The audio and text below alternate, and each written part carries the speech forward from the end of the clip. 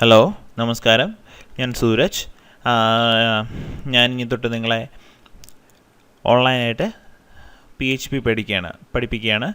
അതായത് basic starting തൊട്ട്, അതായത് ഫണ്ടമെൻ്റൽസ് തൊട്ട് നിങ്ങൾ ഓരോ സ്റ്റെപ്പ് ബൈ സ്റ്റെപ്പായിട്ട് PHP പഠിപ്പിക്കുകയാണ്. അപ്പോൾ നമ്മൾ ആദ്യമേ എന്താണ് PHP എന്ന് നോക്കാം.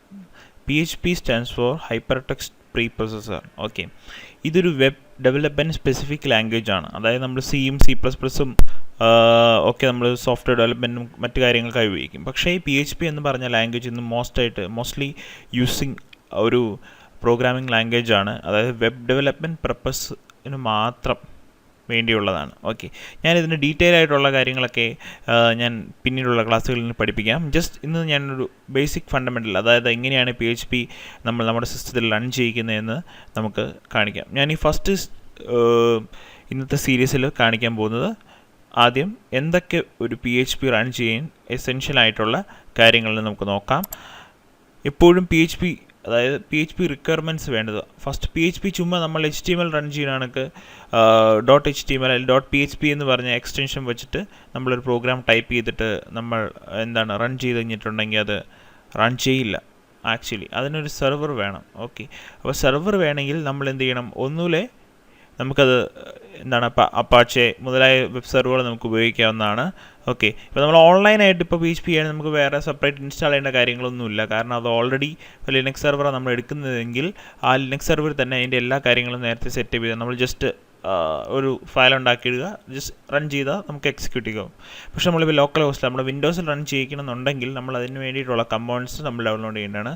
അപ്പം നമുക്കിങ്ങനെ സെപ്പറേറ്റ് ആയിട്ട് ഒന്നുമില്ല ഇൻസ്റ്റാൾ ചെയ്യാം. അതായത് ഫസ്റ്റ് നമുക്ക് അപ്പാച്ചെ നമുക്ക് ഡൗൺലോഡ് ചെയ്യാം, ഇൻസ്റ്റാൾ ചെയ്യാം. പിന്നെ MySQL, PHP എല്ലാം സെപ്പറേറ്റ് ആയിട്ട് ചെയ്യണേക്കാൾ നല്ല എപ്പോഴും ഒന്നിച്ച് ചെയ്യുന്നതായിരിക്കും നല്ലത്. അപ്പോൾ നമുക്ക് അങ്ങനെ വേണമെങ്കിൽ നമുക്ക് അങ്ങനെ എടുക്കാം. അപ്പം ഫസ്റ്റ് നമുക്ക് സെർവർ.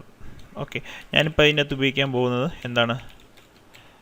വാം സെർവർ എന്ന് പറഞ്ഞ സെർവറാണ്. പിന്നെ ഒത്തിരി ഓപ്ഷൻസ് ഉണ്ട്. പിന്നെ വാമ്പ് കൂടാതെ സാംപ് സെർവറുണ്ട്. അതെന്ന് വെച്ചിട്ടുണ്ടെങ്കിൽ മൾട്ടിപ്പിൾ പ്ലാറ്റ്ഫോം സപ്പോർട്ടഡ് ആണ് സാംപ്. അതായത് വേറെ OSൽ നമുക്ക് സാംപ് ഇൻസ്റ്റാൾ ചെയ്യാവുന്നതാണ്. പക്ഷേ വാമ്പ് എന്ന് പറഞ്ഞാൽ വിൻഡോസ് സ്പെസിഫിക് ആണ്. വിൻഡോസ്, അപ്പാച്ചെ, MySQL, PHP ഇതാണ് എൻ്റെ ഫുൾ ഫോം. പിന്നെ ഉള്ളത് ലിനക്സിന് ലാമ്പ് ഉപയോഗിക്കാം. മാക്കിൻടോഷ് യൂസേഴ്സ് ആണെങ്കിൽ മാമ്പ് ഉപയോഗിക്കാം. ഓക്കെ, ഞാനിപ്പോൾ തൽക്കാലത്തേക്ക് ഞാൻ വിൻഡോസ് മെഷീൻ ചെയ്യാൻ പോകുന്നത് വാം സെർവറാണ്. ഇതിൻ്റെ അകത്തെല്ലാം പാക്കേജ് ഇൻക്ലൂഡഡ് ആണ്. ജസ്റ്റ് ഇൻസ്റ്റാൾ ചെയ്യുക, പിന്നെ എൻ്റെ റൂട്ട് ഫോൾഡറിൽ നമ്മൾ റൺ ചെയ്യിച്ചാൽ മാത്രം മതി. പിന്നെ നല്ലൊരു ടെക്സ്റ്റ് എഡിറ്റർ. എപ്പോഴും ടെക്സ്റ്റ് എഡിറ്റർ തിരഞ്ഞെടുക്കുമ്പോൾ അത് എപ്പോഴും നമ്മൾ ജസ്റ്റ് ഇപ്പോൾ നോട്ട് പാഡ് എടുക്കാമെന്ന് ചോദിച്ചോ, നോട്ട് പാഡ് ഒരു നല്ല, അതായത് ബേസിക് ആവശ്യങ്ങൾക്കൊക്കെ ഒരു നല്ല ടെക്സ്റ്റ് എഡിറ്ററാണ്. ബട്ട് പ്രോഗ്രാമിംഗ് ബേസിക് ടൈപ്പിങ്ങിനൊക്കെ ടെക്സ്റ്റ് എഡിറ്റർ നോട്ട് പാഡ് പോരാ. അപ്പോൾ നമുക്ക് ഉദാഹരണത്തിന് syntax highlighting, intelli support means syntax automatic completion, അങ്ങനത്തെ ഒക്കെ കാര്യങ്ങൾ ഉള്ള ഫങ്ഷണാലിറ്റീസ് ഉള്ള എപ്പോഴും നല്ലൊരു സോഫ്റ്റ്വെയർ തിരഞ്ഞെടുക്കുകയായിരിക്കും നല്ലത്. അപ്പോൾ ഉദാഹരണത്തിന് നിങ്ങൾക്ക് എക്ലിപ്സ് ആണ് പരിചയമെങ്കിൽ നിങ്ങൾക്ക് എക്ലിപ്സ് ഉപയോഗിക്കാവുന്നതാണ്. എക്ലിപ്സ് ഉപയോഗിച്ച് നമുക്ക് ചെയ്യാവുന്നതാണ്. അല്ലെങ്കിൽ ഇഷ്ടംപോലെ IDEs ലഭ്യമാണ്, അതായത് ഫ്രീ ആയിട്ടുള്ള. അതായത് കൊമോഡോ എഡിറ്റ് എന്ന് പറഞ്ഞ ഒരു ഐഡിയ ഉണ്ട്. ഇതും നല്ലതാണ്, ഇത് ഫ്രീ ആണ്. കൊമോഡോ എഡിറ്റ് ഉണ്ട്, പിന്നെ ഇഷ്ടം പോലെ ഉണ്ട്. പിന്നെ അപ്റ്റാന സ്റ്റുഡിയോ, അങ്ങനെ കുറേ IDEs ലഭ്യമാണ്. ഓക്കെ, ഈ ഫസ്റ്റ് ഞാനിന്ന് എങ്ങനെ വാം ഇൻസ്റ്റാൾ ചെയ്യാം എന്ന് ഞാൻ പഠിപ്പിക്കാം. അതിനുശേഷം നിങ്ങൾക്ക് ടെക്സ്റ്റ് എഡിറ്റർ അത് നിങ്ങൾക്ക് ഇഷ്ടമുള്ള ഡൗൺലോഡ് ചെയ്യാം. എന്നാലും ഞാൻ ഉപയോഗിക്കാൻ പോകുന്നത് ചിലപ്പോൾ സബ്ലൈം ടെക്സ്റ്റ് ആയിരിക്കും.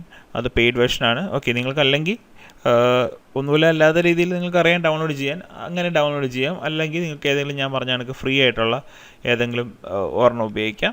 എന്തായാലും പ്രശ്നമില്ല, ജസ്റ്റ് ടൈപ്പിംഗ് ഇത്രേ ഉള്ളൂ. അത് പ്രത്യേകിച്ച് ഇത് തന്നെ വേണമെന്നൊന്നുമില്ല. ഫസ്റ്റ് നമ്മുടെ വാം സെർവർ എങ്ങനെ ഡൗൺലോഡ് ചെയ്യാൻ നോക്കാം. ഫസ്റ്റ് ഞാൻ ബ്രൗസർ ഓപ്പൺ ആക്കി ഞാനത് വാമ്പ് നടിച്ചു. ഫസ്റ്റ് കാണുന്നത് വാം, ഞാനിത് ഓപ്പൺ ചെയ്തു. ഓക്കെ, നമ്മൾ അവരുടെ സൈറ്റിൽ എത്തിക്കഴിഞ്ഞിരിക്കുന്നു. ഇനി നമുക്ക് നോക്കാം.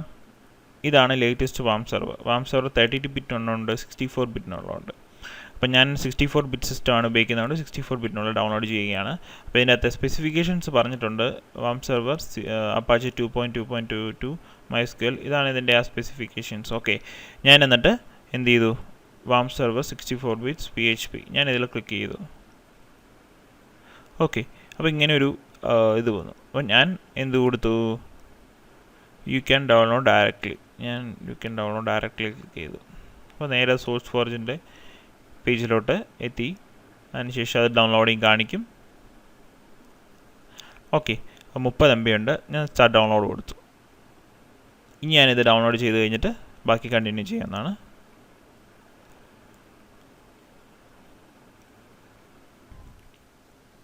ഓക്കെ, അങ്ങനെ നമ്മൾ അത് ഡൗൺലോഡ് ചെയ്തിരിക്കുകയാണ്. വാം സെർവർ ഡൗൺലോഡ് ചെയ്തിരിക്കുകയാണ്. ഇത് നമുക്കത് ഇൻസ്റ്റാൾ ചെയ്യാം.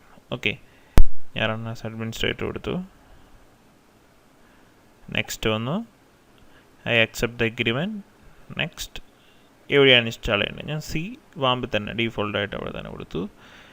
Create A quick launch icon, create A desktop icon, നിങ്ങൾക്ക് ഇഷ്ടമുള്ള കൊടുക്കാം. ഞാൻ ഇപ്പോൾ തൽക്കാലം ഒന്നും കൊടുക്കുന്നില്ല.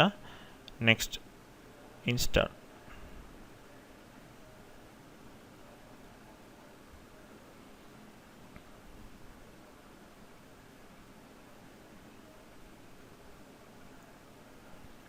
നിങ്ങൾക്കിവിടെ ഇൻസ്റ്റാൾ ചെയ്യുമ്പോൾ കാണാം ഉണ്ടോ. അപ്പം ജസ്റ്റ് അപ്പാച്ച് കഴിഞ്ഞു. ഇപ്പോൾ MySQL ആയി ഇൻസ്റ്റാൾ ചെയ്തുകൊണ്ടിരിക്കുന്നത്. ഓക്കെ, ഏതാണ് നിങ്ങൾക്ക് ബ്രൗസർ വേണ്ടതെന്ന് ചോദിക്കും. ഓക്കെ, അപ്പോൾ നിങ്ങൾക്ക് ഏതാണ് ബ്രൗസർ നിങ്ങളതിനകത്ത് ഇൻസ്റ്റാൾ ചെയ്തിരിക്കുന്നത് നിങ്ങൾക്ക് കൊടുക്കാവുന്നതാണ്. ഞാൻ ഡെസ്ക്ടോപ്പ് എടുത്തു. അപ്പോൾ ഇതിനകത്ത് നിങ്ങൾക്ക് മിക്കവാറും എല്ലാത്തിനെയും കാണും. അപ്പോൾ നിങ്ങളിവിടെ ഈ ഷോർട്ട് കട്ട് കൊടുത്താലും മതി. ഞാൻ ഗൂഗിൾ ക്രോം കൊടുത്തു, ഓപ്പൺ കൊടുത്തു. Okay, finishing installation.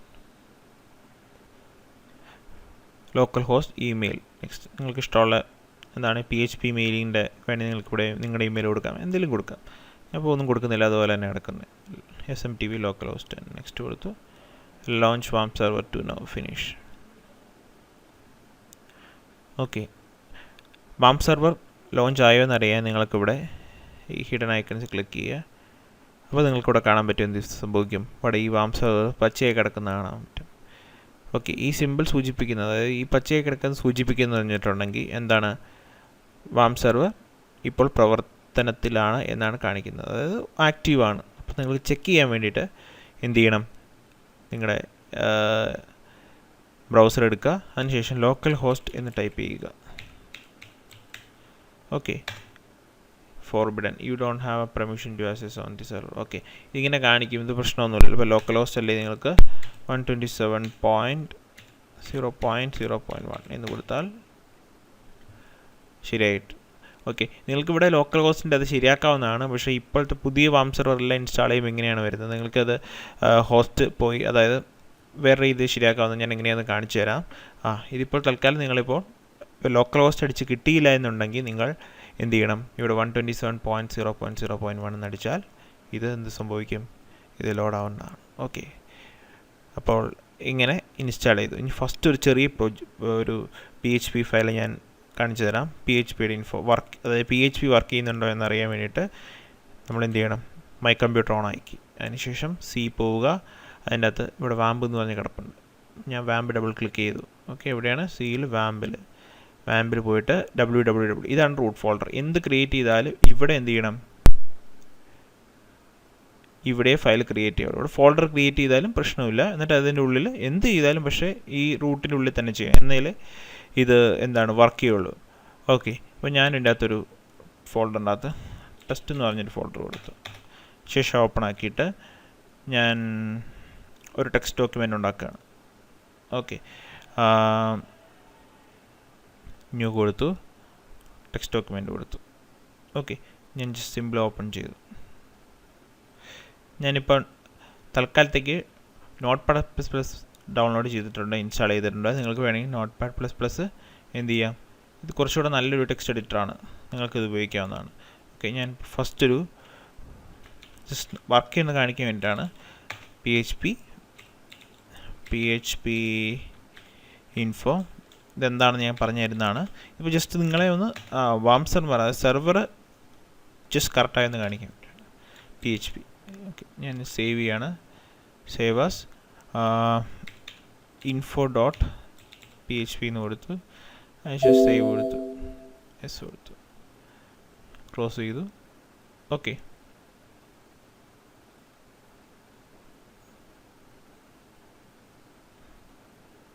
ആ ടെക്സ്റ്റ് തന്നെയാണ് കിടക്കുന്നത്. ഓക്കെ, ഞാൻ ഒന്നും കൂടെ എഡിറ്റ് വിത്ത് കൊടുത്തു. File save as info.php. Okay, PHP file open. ഞാനത് ഡിലീറ്റ് ചെയ്ത് കളഞ്ഞു. ഇനി ഞാൻ ബ്രൗസർ എടുക്കുക. ഏതാണ് ഫോൾഡർ പാത്ത്, അതായത് നമ്മൾ ടെസ്റ്റ് എന്നാണ് കൊടുത്തത്, ടെസ്റ്റ് എന്ന് കൊടുത്തു. അതിനുശേഷം info.php. ഇപ്പോൾ നിങ്ങൾക്കെല്ലാം PHP ഇൻഫർമേഷൻ കാണാവുന്നതാണ് ഇവിടെ കണ്ടോ. അപ്പോൾ അതിനർത്ഥം PHP വർക്കായിരുന്നു. ഇനി നമുക്ക് അടുത്ത ക്ലാസ് തൊട്ട് PHP ബേസിക്സ് തൊട്ട് സ്റ്റാർട്ട് ചെയ്യുന്നതാണ്. Okay, thanks.